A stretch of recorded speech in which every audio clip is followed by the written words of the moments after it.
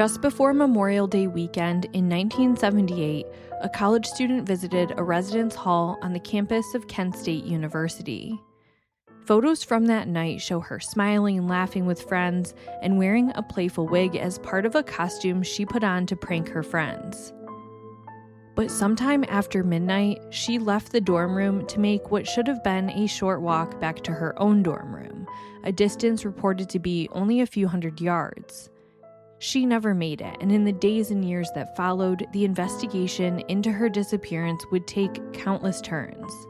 There were rumors, reported sightings, psychics, and even speculation surrounding a convicted killer believed to have been living in the area at the time. Now, decades later, the case is receiving renewed attention, and those taking a fresh look at Judy's disappearance wonder whether the answers may be with the people she was last seen with on campus. I'm your host, Megan, and each week on A Simpler Time True Crime, I cover older unsolved cases and challenge the idea that a simpler time meant a safer time. This week, I'm bringing to you the unsolved disappearance of Judy Martins.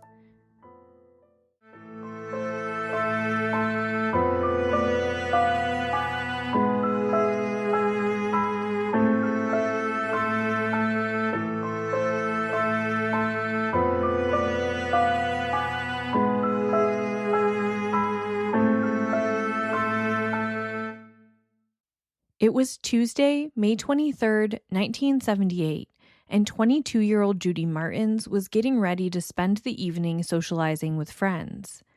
The spring semester at Kent State University was winding down, and the holiday weekend was approaching, so campus was quieter than usual, but there were still students around. Many of the people who remained on campus were involved in student organizations or had responsibilities that kept them there, including resident advisors and ROTC members. Judy lived on campus in Engelman Hall, a freshman women's residence hall where she worked as a resident advisor despite being older than many of the students who lived there and finishing up her junior year herself. Judy was good friends with her boss, the resident director, and her name was Robin. Her and Robin spent the evening together with some other friends, eating at a restaurant in downtown Kent called Brown Derby. Her friends she was with, including Robin, said that Judy was in a great mood that night at dinner, and she mentioned she was going to New York for the holiday weekend with a couple of friends. When they got back on campus, Judy spent some time in Robin's room at Engelman Hall. As they were hanging out, she noticed that Robin had this over-the-top curly red wig in her closet, and Judy put it on to be funny. Judy was wearing blue denim culottes, which are those wide-leg cropped pants that fall below the knee. She paired them with a plaid gauze blouse that she had on. But after throwing on that wig, she walked down the hall into another dorm room to kind of prank some of the other friends and surprise them with her appearance. While she was visiting with those friends, she ended up adding to the getup and putting on a beige trench coat of theirs and oversized sunglasses. She also carried a white imitation leather purse and wore brown boots. While she was still at Engelman Hall, she was in some pictures in the wig, and I'll have that one that's been put out publicly on my Instagram page at Simpler Time Crime Pod. At around 11:30 that evening, she decided she wanted to show off her outfit to other people, starting with some friends at Prentice Hall, an all-girls dorm that was a little over 200 yards away from Prentice Hall. It was very cold that night for being May, and it was drizzly and rainy, so some friends of hers drove her from Engelman Hall over to Prentice, where she stepped out in her getup to the laughter of others, and she spent a brief time hanging around there. After that short visit, she headed over to Dunbar Hall, an all-male residence hall where some get-togethers were happening. This was around midnight, and Dunbar Hall was only about 300 feet from Prentice. Judy had a few guy friends she knew would be around that night, so she thought she'd stop in, visit with them, and then return to her dorm room. Everything we know about this next part is just what has been reported on by people who were there, and within that, there have been some contradictions and information lost to time. But here's what has been reported. Judy was there into the early morning hours of May 24th, 1978, a Wednesday. She first stopped off to visit a friend named Bernie, but he wasn't there, so she chatted briefly with his roommate and then left. She then went to a room of a man by the name of John B., and I use the B because there will be another John I mention a little later. In John B.'s room, she is hanging out with him and a man named Charles. Charles is someone who she was rumored to be having a casual fling with. How long they stayed there is unclear. However, there are a couple of different accounts from John B. Because at a point he says that Charles and Judy go back to Charles' room.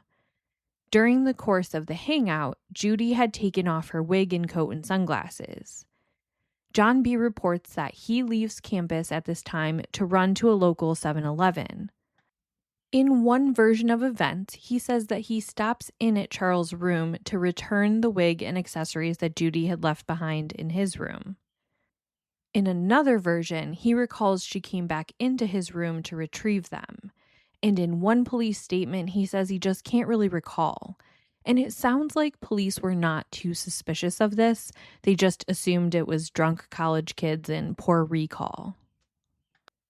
Charles corroborates the events in that he does say that Judy was with him alone in his dorm room until around 2:30 a.m., and that's when she was ready to leave and walk back to her dorm room. He saw her go to the door, and then she walked the rest of the way through the dorm corridor, down the staircase, and into the night to walk back to Engelman Hall. Now, I have to say, as you guys know, I try not to insert my opinion here too much or get judgmental, but I am judging Charles here if this is how it really went down. Because what do you mean you are not even walking this woman to the door of the building? You really should be walking her all the way back to her dorm at 2:30 in the morning, but you can't even walk her out of your building? Anyway, Kent State is a big campus, and it's the type that almost feels like its own mini city. It had 17,000 students in 1978. It had its own police force, tons of residence halls, athletic facilities, academic buildings, and the campus was sprawling. But the distance for her walk that night would have been approximately 250 to 300 yards. Somewhere, allegedly, after leaving the dorm, Judy went missing. Nobody can account for her after that, not even any of the 6 campus police officers patrolling or security. Nobody saw her on that walk. Judy grew up in Avon Lake, Ohio, about 50 miles north of Kent State University and just outside of Cleveland. Her father, Arthur, worked at the Avon Lake water plant, and her mother, Dolores, was a nurse. Judy was the oldest, and in 1978, she had a sister, Nancy, who was a year younger than her, and Stephen, who was 19. Judy was born July 15th, 1955. As a young girl, her mother said she was the type who liked to finish her schoolwork up early so she could help other students. She was always drawn into helping roles, like teaching or counseling people. She graduated from Avon Lake High School in 1973. She initially attended college at Ohio University in Athens, Ohio, which was much further away from her home. She stayed there for a couple of years before taking 1 or 2 gap years and ultimately deciding to transfer to Kent State. Judy was a gifted artist and decided to major in art with a minor in women's studies, and she had a long-term goal of being a counselor or a therapist. While on campus, she leaned into helping roles, being a resident advisor, like I already mentioned, and she also worked at the Pregnancy Information Center on campus. Despite it being a large campus, her presence was known there. She told the student newspaper in an article once, quote, "Watching friendships evolve and seeing a floor get along are high points for me. If I can lessen stress and help resolve conflicts, yet trigger positive experiences in the dorm, I feel I've accomplished something," end quote. Judy was funny and social, and she looked like she was having a great time that night. So what could have happened? Because Judy lived alone, and with the upcoming holiday, nobody noticed Judy wasn't there for a couple of days when another resident advisor reported her missing. She had missed her shift at the pregnancy center and failed to lock up Engelman Hall, which was one of her duties as an RA. And per campus police policy, they didn't begin their search for another 24 hours after that.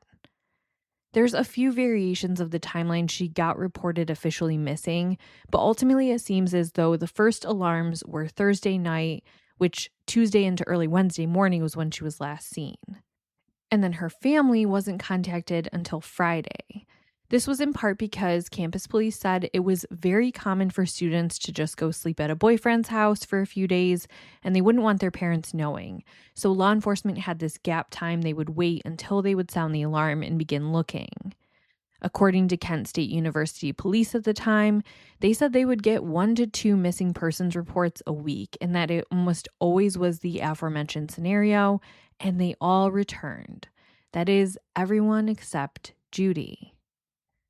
Judy's mother was angered by this procedure. She said it didn't account for the individual habits and personalities of students, and that while some kids might run off, Judy was not like that.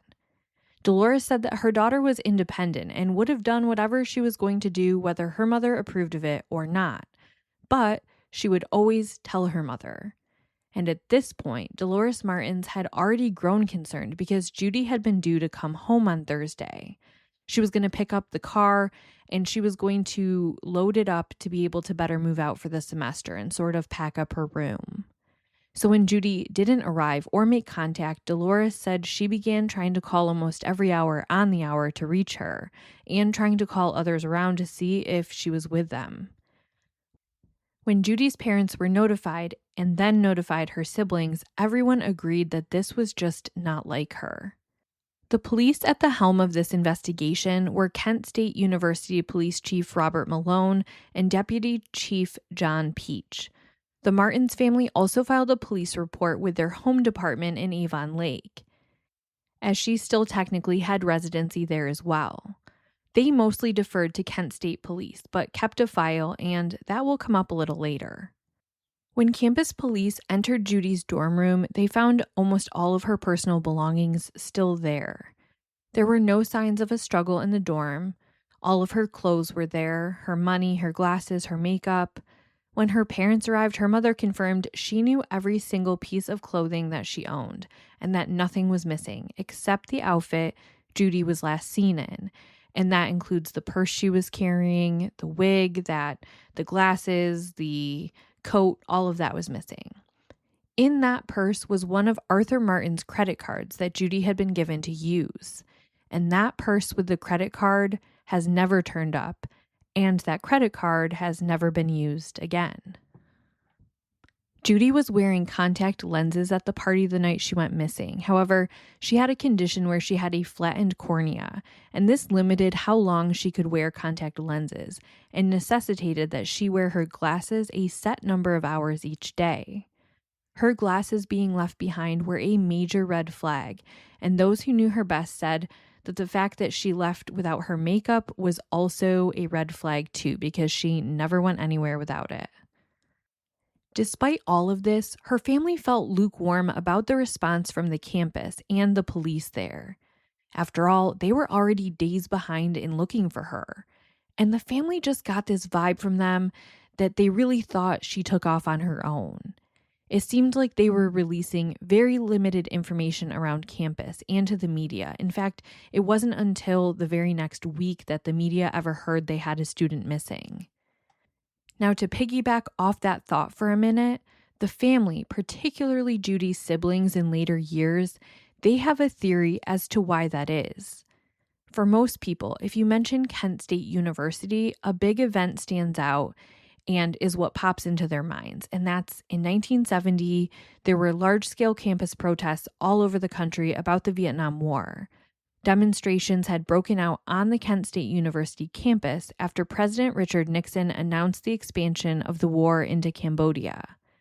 Tensions escalated over several days, and the Ohio National Guard was deployed to the university. And on May 4th, 1970, during a confrontation between guardsmen and students, the National Guard opened fire into a crowd, killing 4 students. 9 others were wounded. And some of the students who were shot were not even actively protesting at the time. They were just simply walking between classes or observing the chaos from a distance. The shooting shocked the country. It intensified the anti war sentiment that was already happening, and it became one of the most defining and controversial moments in modern American campus history. And so when you look at the timeline, this was just 8 years later.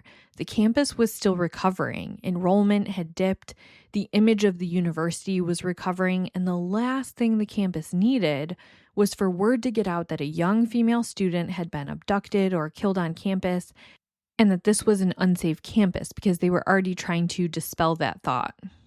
So Judy's siblings believed that the campus and police tried to put out the messaging that she ran away and keep this low profile so that they didn't have a PR nightmare.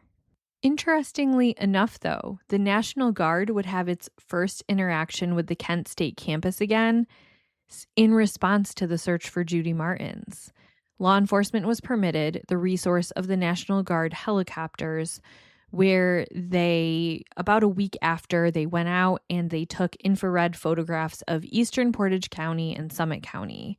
And this helicopter was able to detect heat of a body that may have been buried under any foliage, but it came up with nothing. They found some that were animal remains, but nothing that was human. Police described their early searches pretty extensive. In addition to the helicopter searches, they walked all over campus and the city. They canvassed the residence halls and talked to everybody in both the Dunbar and Engelman halls. They searched the maintenance tunnels that ran underneath the campus. And meanwhile, Judy's parents were conducting their own parallel search. They called friends from her old university, friends from out of state, family in and out of state. And when that turned up nothing, her mother told the Plain Dealer paper, quote, "Then after you search among the living, you search among the dead." So she did. She called hospitals and coroners looking for any trace of her beautiful daughter. Then, just a few days into the search, a lead turned up that led police to believe they had been right with their runaway theory all along.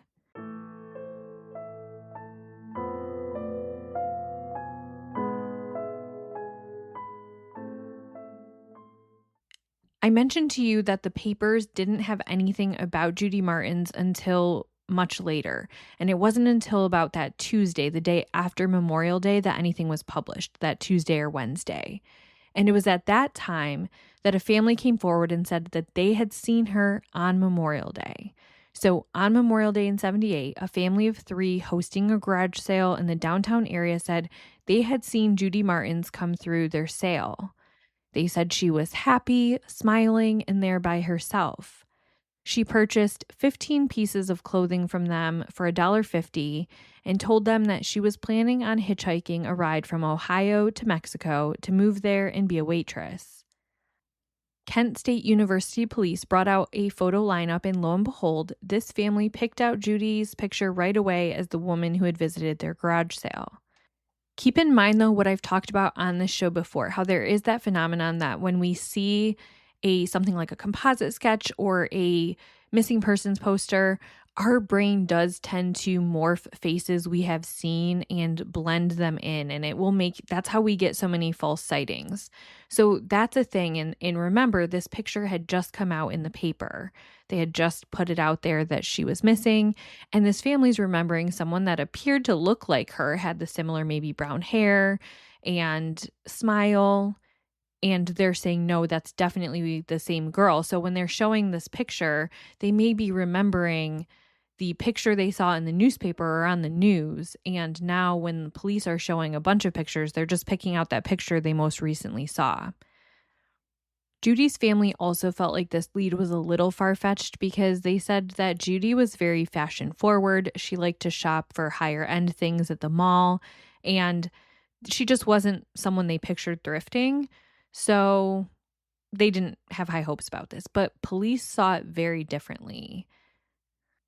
The way they presented it to the news and to the papers was that they had essentially found out that, yes, there's been this verified sighting and now we just have to locate her. In fact, one article was even titled Co-ed Identified, and it read, Kent State University police said Saturday a 22-year-old co-ed from Avon Lake, missing since May 24th, has been identified as the same woman who purchased clothing at a garage sale on May 29th and has said she was going to hitchhike to Mexico. That makes it sound really for sure and definitive. So law enforcement, they were viewing it as a matter of time until they could locate her, and thus the momentum of their search really slowed down. That was until 2 weeks later when a woman was going to get a passport photo taken so that she could travel to Mexico. And while we don't know exactly how this led to her being identified as the woman who stopped into the garage sale, it did. She had no idea that she was just this doppelganger of Judy Martin's and that she was the source of a search. This was a huge blow to detectives because they had gambled wrong, and now they lost even more precious time with the slowdown. So Kent State University police had to start from scratch again. They continued to interview witnesses, and they expanded this out. They tracked down pizza delivery men who were on campus that night, and even people who had gotten parking tickets for cars parked nearby where Judy would have walked. Digging into Judy's personal life, they of course had to first track down recent boyfriends or love interests, and they found that Judy had a couple. First, she had a boyfriend named John Young, who she had broken up with in the previous 6 months around Christmas time. They had dated for quite a while, 5 years, and it's unclear why exactly they broke up, but the breakup was described as amicable, and they remained in touch and close friends. She was then reported to have dated a man named James, and according to another friend of hers, Kevin Greer, Judy had broken up with James the day before she went missing, and she was having a hard time with it. He said on Tuesday he saw her at lunch in the dining hall and that she looked depressed and was crying about the breakup. Something to note about that is that her friend Kevin Greer is the only person who really talks about this breakup or her being upset. Her friends that night at dinner say she was perfectly happy. Her sister Nancy, who she spoke to regularly and who always dished on boy drama with each other, she said she didn't have any sense that Judy was struggling with this. And her mother talked to her the weekend before and said that Judy was her usual self. Also of note, James and Kevin Greer were friends who both lived in Dunbar Hall. Police gave polygraph examinations to James, also her ex-boyfriend John Young, and Charles, the man who she had ended her evening with, as well as 2 other people who were known to be with her that evening. They do not say explicitly who the other people were that they gave the polygraph to. My educated guess would be John B., the young man whose room she had first been in, but again, it hasn't been released. Police records show that someone failed a polygraph test that night, but that was redacted, so we don't know who. We also know that all the people who they named who took the polygraph test passed. Now, I know what you're going to ask me next. Okay, so did they verify alibis or look deeper than this? And from what's publicly available, I can't tell for sure except for her ex, her boyfriend, John Young. He had a bit of a police history, and one news article referred to him as quote-unquote bad news. His arrest history had to do with guns and alcohol, including an incident where he accidentally shot himself in the leg, and also another time where he was drunk and fired a gun out of a window. But even though he had this history, Judy's family didn't really think he had anything to do with her disappearance. Not only did he pass the polygraph, he also allowed police to search all of his personal belongings and showed a lot of concern and worry for her well-being in the aftermath of her going missing. Kevin Greer, her friend who said she was upset at lunch, was interviewed early on by a newspaper. Not like a long interview, more of just a soundbite, and he talked about how she was dressed as, quote, sort of like a hooker that night. Leaning heavily into the sort of here, I think that may have been what she was trying to go for. She had on that wig and the trench coat and the big sunglasses, but she was dressed very modestly underneath. But opinions on that aside, what's important here is that this tells you Kevin Greer at least saw Judy Martins that night in some capacity when she was at Dunbar Hall.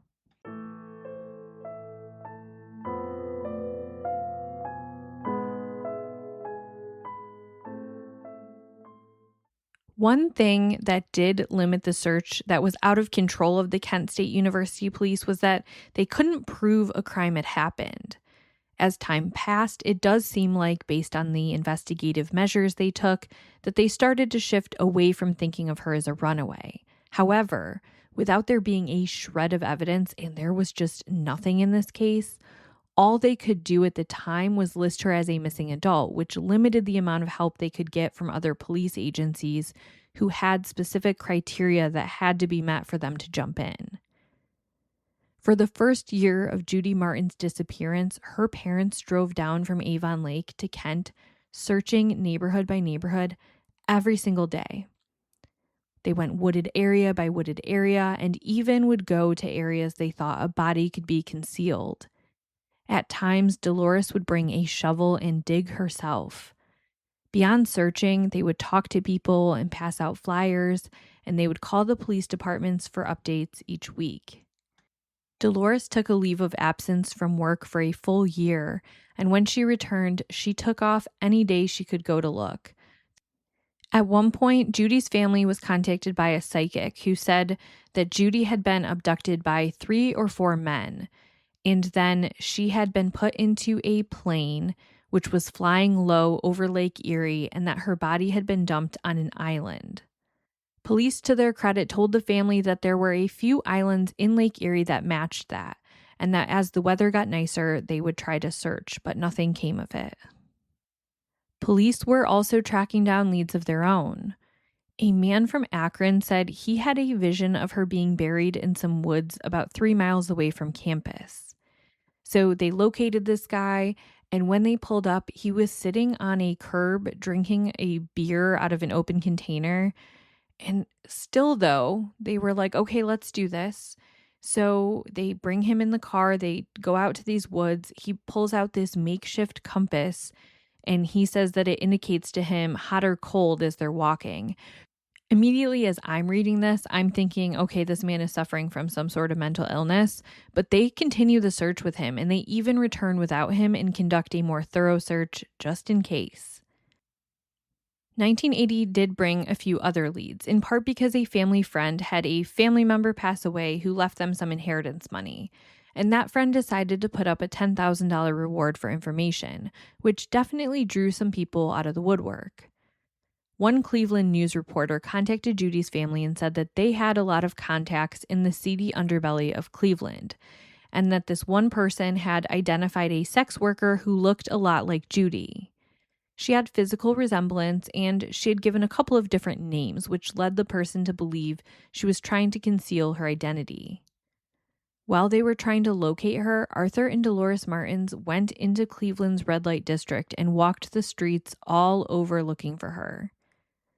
Weeks later, the sex worker was located in a bar, and the journalist took Judy's brother into the bar to talk to the woman and see about identifying her. And he knew right away this wasn't his sister. She had different physical features, and she didn't know anything about Avon Lake, where they grew up.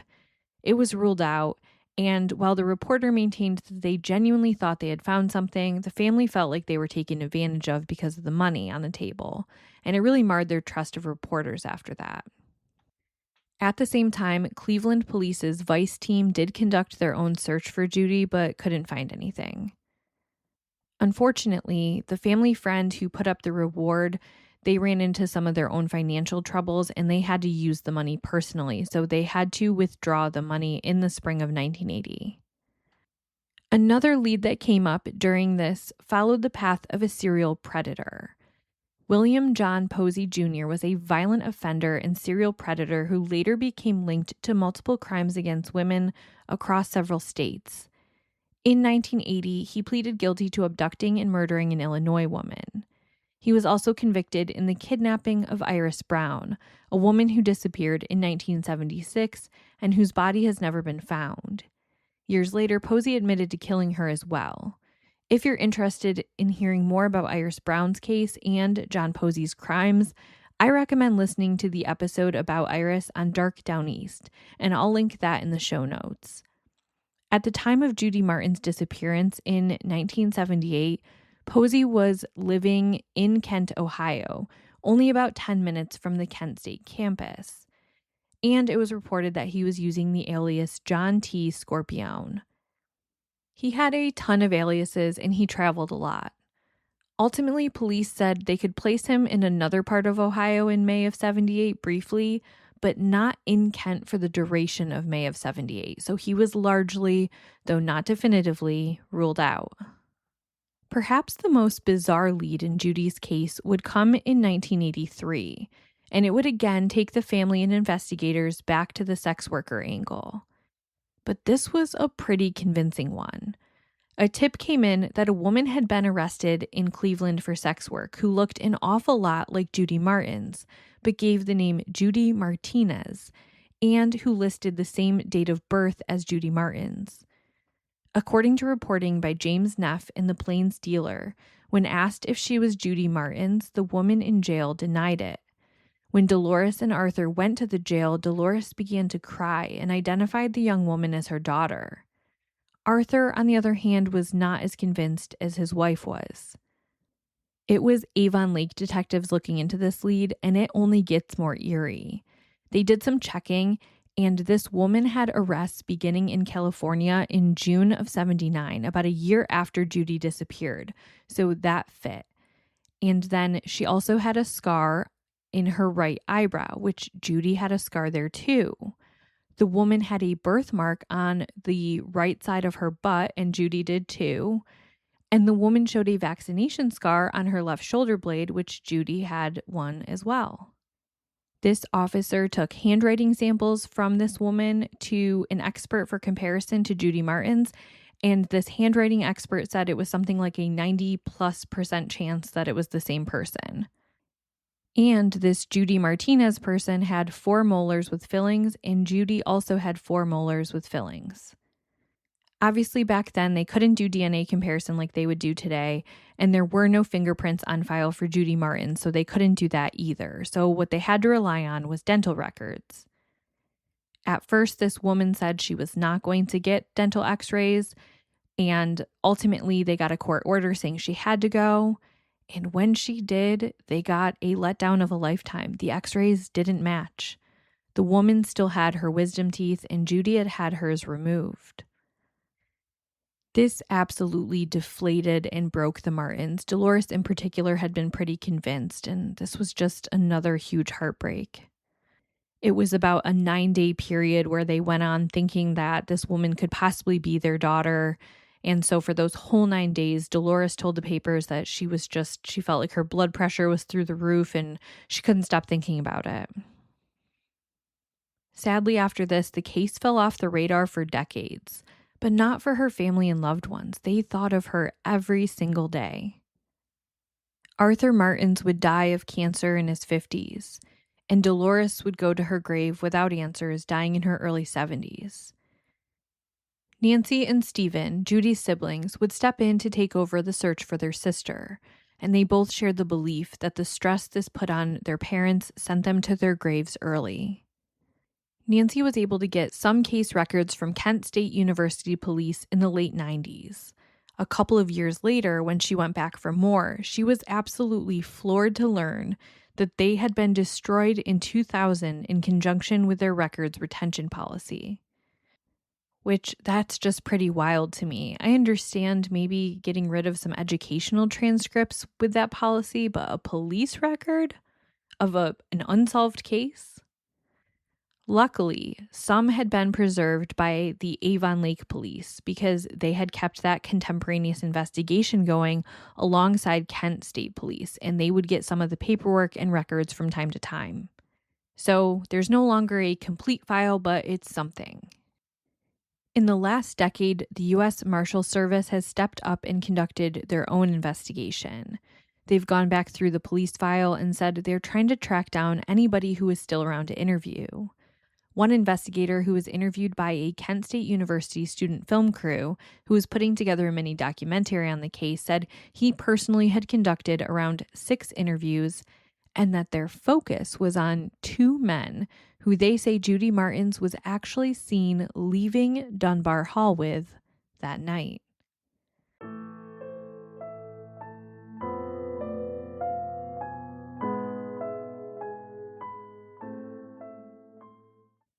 So, what could have possibly happened that night to Judy Martins? There are a few theories. I'll start with number one, which is a combo of the lesser believed ones, I'll call them. So, is she still out there somewhere, but either left on her own accord or was forced out of her life? With the Judy Martinez overlap and the various leads that led back to sex work, the question has been asked, was she trafficked? And I will say that this is one of the more unpopular theories just because, as her family has said, we know her. And if she was out there, she would have found a way to get in touch with us somehow. Another theory that seems to be more of a rumor than anything substantiated was that, was she involved in drugs? Did she get in the wrong crowd? Was someone taking revenge on her? But none of that seemed to pan out, and that is just mentioned more in online chatter. So then moving into the two main theories. One, was she abducted by a stranger on campus? Is there a remote possibility that William John Posey Jr. was in the area? And a few people have mentioned that she looks like Ted Bundy's victims. She was petite, a college student, brown hair, and I absolutely see what people are saying. And if you check out the various photos of her on my Instagram post, you'll see it too. And Ted Bundy, of course, terrorized college campuses back in the 70s. However, he was arrested after being on the run for a period of time in February of 78, so he couldn't have done this. But does that mean an opportunistic predator couldn't have grabbed her? Of course, it's a possibility. Or even someone she knew picked her up, offered her a ride back the remainder of the way. I'm curious as to how much they vetted out the security guards that worked that night and campus security. That wouldn't be the first time something like that had happened. But yes, so that theory aligns more with the idea that somewhere from her walk between the one residence hall to the other, that she ran into problems on that walk. And then the other main theory goes back to something happening in Dunbar Hall that night and that Judy never left the residence hall. I'm not going to speculate as to who of the people in that hall could be involved. We know all the names of the people who she had some documented interaction with. But the idea that this beautiful young woman is having some drinks, she's in an all-male dorm room, and there are people who live in that dorm room that she's had some degree of a relationship with, whether it be more casual fling or a relationship. And there's just a lot of ingredients to a situation like that could end with sexual violence towards a woman. I am not saying that at all as a place of victim blaming. Judy Martins should have been able to show up in her silly costume that night and have a couple of drinks with her friends. I'm instead speaking to the toxic male behavior and sexual violence women experience on college campuses, both then and now. The statistics are there that back it up, and it's really alarming and likely an underrepresentation of what's actually happening. So with all of that, I think there's a very strong possibility that the truth could lie with the people in that building. It seems as though the answers in this case may come forth at this point with a crisis of conscience. The people who Judy went to college with at Kent State University would be in their late 60s or early 70s now at the time of this recording, and time is winding down. Judy's family has said that at this point they're just looking for answers, and someone out there has them. Judy missed out on getting to grow old with her siblings, and they have had to go through all of their major life events without her. They deserve the answers they have waited their whole adult lives to receive. Judy's memory lives on in the hearts of her family and in her artwork, which they still have, and some of it hangs on her nephew's wall. If you have any information on the disappearance of Judy Martins from Kent State University in May of 1978, you are asked to contact the U.S. Marshals at 1-866-4-WANTED. This has been another episode of A Simpler Time True Crime. If you have a moment to help me, please go leave a review. They really help me grow my audience. If you wish to support the podcast monetarily, you can join my Spreaker Supporters Club with the link at the bottom of the show notes. That gets you episodes ad-free when you listen in the Spreaker app or on the website. I take case suggestions in my email, simplertimecrimepod@gmail.com. Make sure you follow me on Instagram, where I post regularly and share weekly episode posts with pictures along with other bonus material. As always, thank you so much for listening, and I'll see you again next Monday.